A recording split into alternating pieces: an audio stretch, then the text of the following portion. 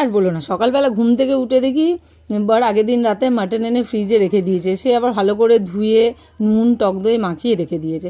তো কী হবে, আমাকে তো মাটনটা রান্না করতে হবে, সেই জন্য আমি মাটন করার জন্য রান্নাঘরে দেখো চলে এসেছি। প্রথমে আমি আলুটাকে নুন হলুদ দিয়ে ভালো করে ভেজে নিয়েছি। তারপর কড়াইতে আর একটু তেল দিয়ে তাতে গোটা গরম মশলা তেজপাতা ফোড়ন দিয়ে একটা বড় সাইজের পেঁয়াজ কুচি করে দিয়ে দিলাম। দিয়ে পেঁয়াজটাকে খুব ভালো করে ভেজে তার মধ্যে আবার দিয়ে দিলাম আদা বাটা রসুন বাটা। আদা রসুনটাকে খুব ভালো করে ভেজে নিলাম।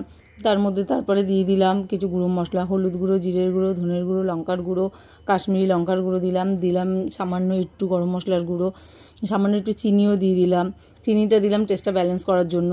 তারপরে মশলাটা কষানো হয়ে গেলে দিয়ে দিলাম টক দই মাখানো মাটনটা দিয়ে খুব ভালো করে ঢাকা দিয়ে আমি কষিয়ে নিলাম। এর মধ্যে আমার পেয়ে গেছে খিদে।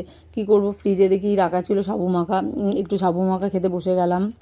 সাবু মাখা খেতে খেতে আবার দৌড়ালাম দেখতে মাটনটা কষানো কত দূর হয়েছে বা কড়াইতে লেগে গেছে কি না। দেখলাম না, মটনটা তো কড়াইতে লেগে যায়নি। মটনটা দিয়ে আস্তে আস্তে তেল ছেড়ে দিয়েছে আর কষানোটাও প্রায় আমার হয়ে গেছে। এবার আমি প্রেশার কুকারে মটনটাকে ঢেলে দিলাম, দিয়ে দাঁড়িয়ে রইলাম 3-4টে সিটি পড়ার জন্য। যতক্ষণ না 3-4টে সিটি পড়লো ততক্ষণ আমি দাঁড়িয়েছিলাম ওখানটা। তারপর গ্যাসটা আমি অফ করে দিলাম। প্রেশার কুকারটা খুলে দেখলাম মটনটা সেদ্ধ হয়েছে কি না। দেখলাম আরেকটু মটনটা সেদ্ধ হওয়ার বাকি আছে।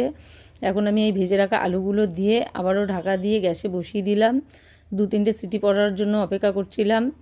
দেখো মাটনটা হয়ে গেছে, 2-3টে সিটি পড়েও গেছে। এবার প্রেশার কুকারটা খুলে দেখলাম যে মাটনটা কী অবস্থায় আছে।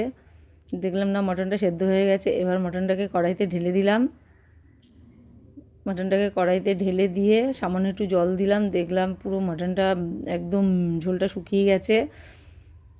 তারপরে একটু ভালো করে নেড়ে দিয়ে মাটনের মধ্যে ভেজে রাখা জিরে ধনে গোটা গরম মশলা একসাথে ভেজে রেখেছিলাম, সেই মশলা থেকে 1 চামচ দিয়ে দিলাম। দিয়ে খানিকটা গরম মশলা দিয়ে মাটনটাকে তৈরি করে নিলাম। দেখো মাটনটা পুরো তৈরি হয়ে গেছে। টাটা।